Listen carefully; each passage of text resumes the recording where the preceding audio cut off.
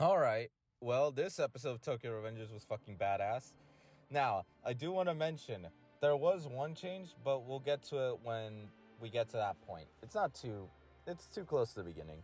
Anyway, so we start off the episode where we left off. Taiju basically telling Hakai that he needs to kill Takemichi, considering that Takemichi, a Tomon member, is on the Black Dragon's turf.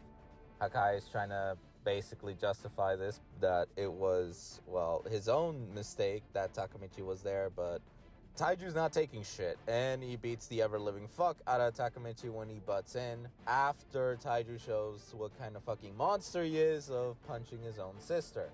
Yes, I said that correctly. He does not give a shit if you're a guy or a girl, he will punch you. Takemichi getting the ever-living shit beaten out of him is almost a theme, because, I mean, I don't think he's ever had a break when it comes down to just getting beaten up.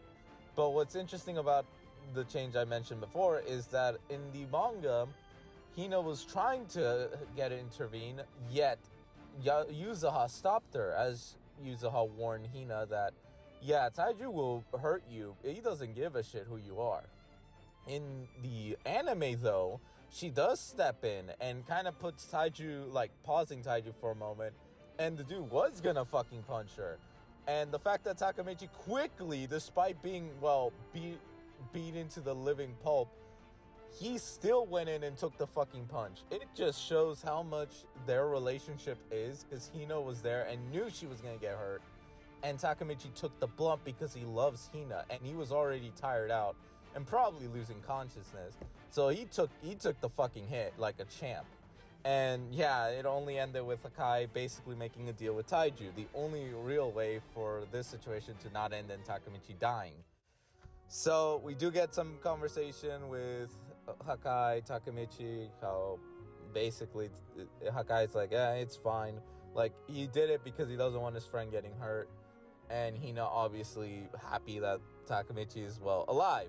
And yeah, we basically get a transition to him waking up in his room because, you know, he's still barely holding on. And we get to see that, yeah, he's thinking everything over. Like, okay, so Hakai's is going to join the Black Dragon. He's going to do something. And by that, he's going to kill Taiju. So he's piecing everything together. We get to see Takemichi's gang. We get to see a bit of their interaction. Chifuyu being there, explaining about how this Black Dragon is different from the one Tomon had defeated a while ago.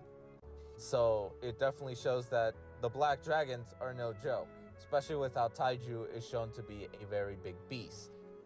So we definitely eventually get Takemichi and Chifuyu talking, and yes, we finally get the scene where Takemichi lets out that he's a time leaper. And it is such a beautiful scene because of the voice acting. It's just fucking amazing.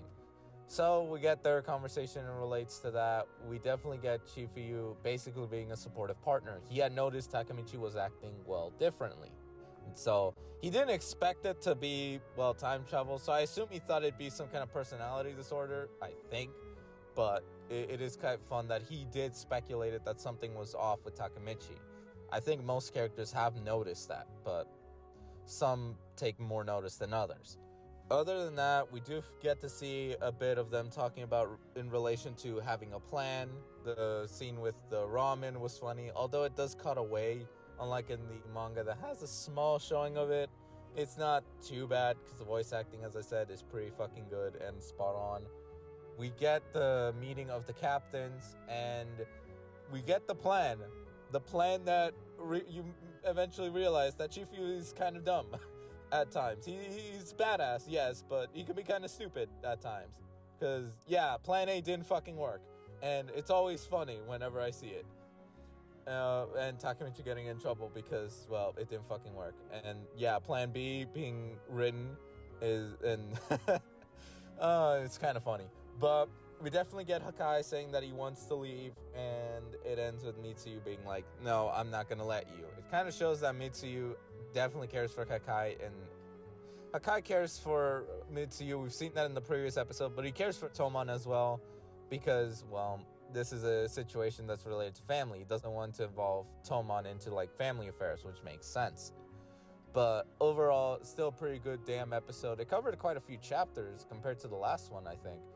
But I like the addition. I just like that small addition at the beginning.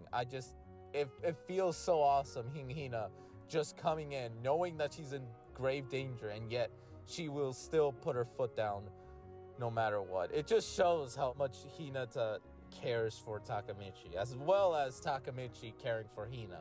Considering this entire situation is caused because Takamichi wants to save Hina.